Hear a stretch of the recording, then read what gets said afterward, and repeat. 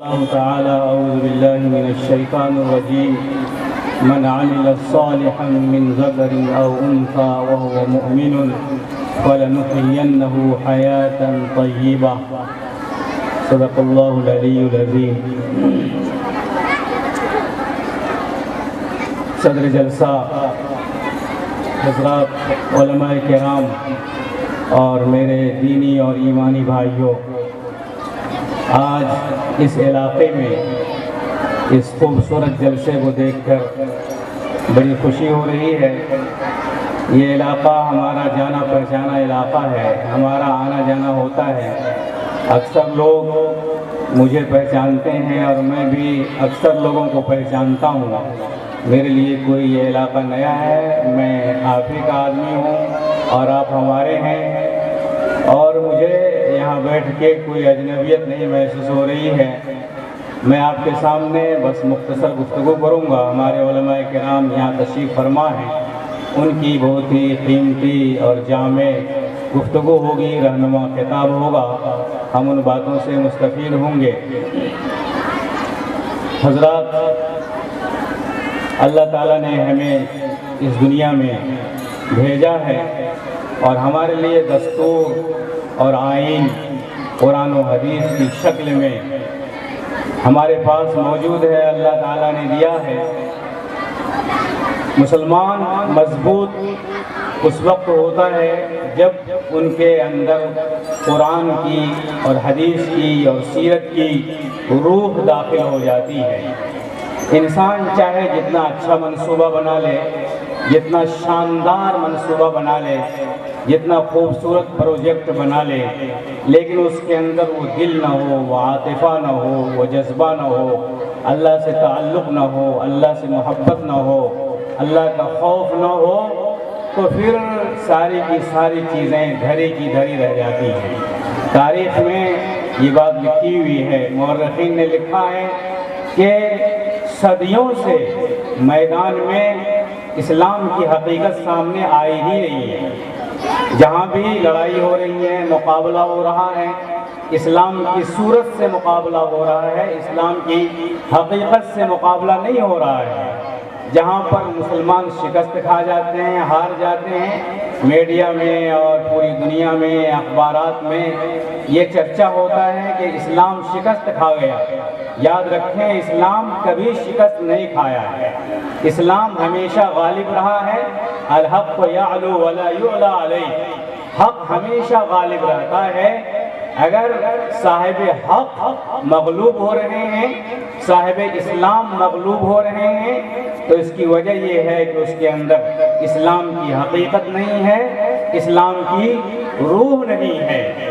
صحابہ کرام رضوان اللہ علیہم اجمعین مٹھی بھر تھے، ان کے اندر اسلام کی حقیقت تھی، اسلام کی روح تھی۔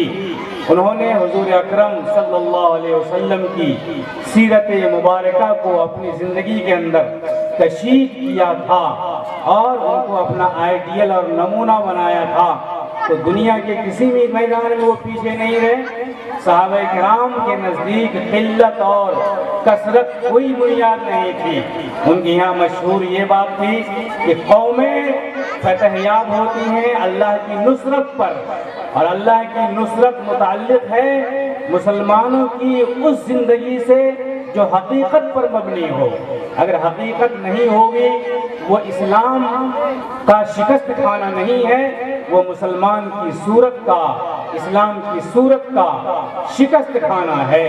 آج ہم دنیا میں ہیں اور بے شمار ہیں، بڑی تعداد ہماری دنیا میں ہے۔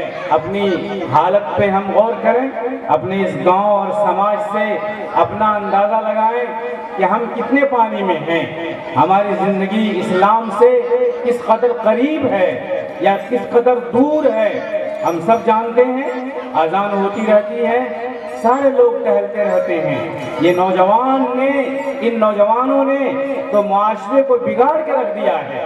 اذان ہوتی رہتی ہے، ان کے کان میں موبائل لگا رہتا ہے، اب وہ گزرتے ہوئے چلے جاتے ہیں، ان کو اس بات کا احساس تک نہیں ہوتا کہ اذان ہو رہی ہے۔ ہمارے بوڑھے بزرگ، ہمارے مسلمان بھائی اذان ہوتی رہتی ہے، وہ مسجدوں سے دور نہیں، وہ امت جو اب تک نماز پہ کھڑی نہیں ہو سکی، وہ امت جو اذان کی پکار پہ مسجد حاضر نہیں ہوتی ہے، اس کے بارے میں یہ کیسے گمان کیا جا سکتا ہے کہ وہ بڑے بڑے میدان کو وہ امت سر کر پائے گی، فتح حاصل کر سکے گی؟ نماز سے کوسوں دور، دین سے کوسوں دور، روزے سے کوسوں دور، اسلامی اخلاق سے کوسوں دور، گناہ میں ملوث۔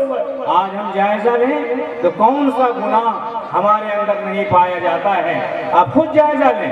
آج آپ نے جلسہ کیا ہے، جلسہ کرنے کا مقصد یہ نہیں ہونا چاہیے کہ آپ آئے ہیں یہ سننے کے لیے کہ کون سا مقرر پٹنہ سے آیا ہے اور کون سا مقرر جلپا پور سے آیا ہے اور کون سا مقرر کتنی اچھی گفتگو کرتا ہے، شاندار گفتگو کرتا ہے۔ آج تو جلسے میں بیٹھنے والے ہمارے بوڑھے، ہمارے بزرگ، ہمارے مسلمان بھائی سننے کے لیے اور عمل کرنے کے لیے نہیں آتے ہیں، وہ نمبر دینے کے لیے آتے ہیں کہ کون مولانا صاحب اچھا بول رہے ہیں اور کس مولانا صاحب کی تقریر اچھی ہے۔ عمل کی نیت نہیں ہے، عمل سے فارغ ہوا مسلمان بنا کے تقدیر کا بہانہ۔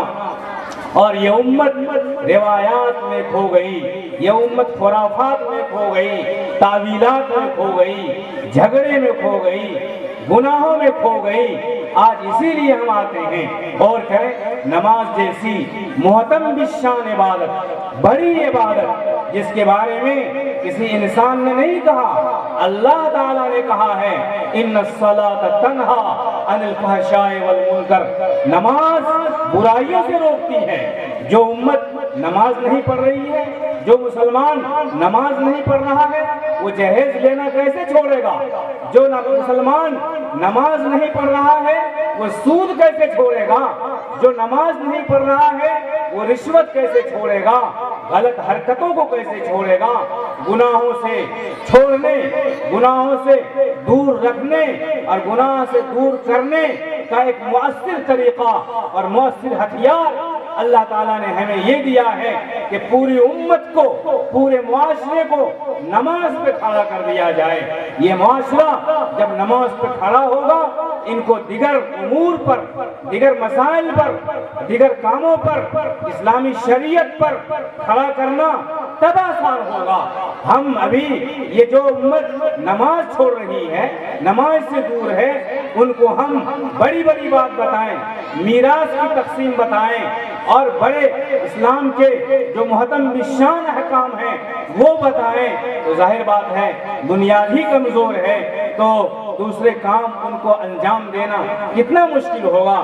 اس لیے میرے بھائیوں اور دوستوں، ایک چھوٹی سی بات لیکن بڑی بات میں آپ سے آپ کے سامنے رکھتا ہوں، یہ التجا کرتا ہوں اور یہ آپ سے گزارش کرتا ہوں کہ آج سے آپ یہ طے کر لیں کہ مجھے نماز کو قائم کرنا ہے۔ انشاءاللہ نماز پڑھیں گے سارے لوگ، ہاتھ اٹھائیے سارے لوگ۔ جلسہ کا مطلب یہی ہوتا ہے کہ جلسے کے بعد بیدار ہونا چاہیے، جلسے کے بعد آدمی کو اٹھنا چاہیے۔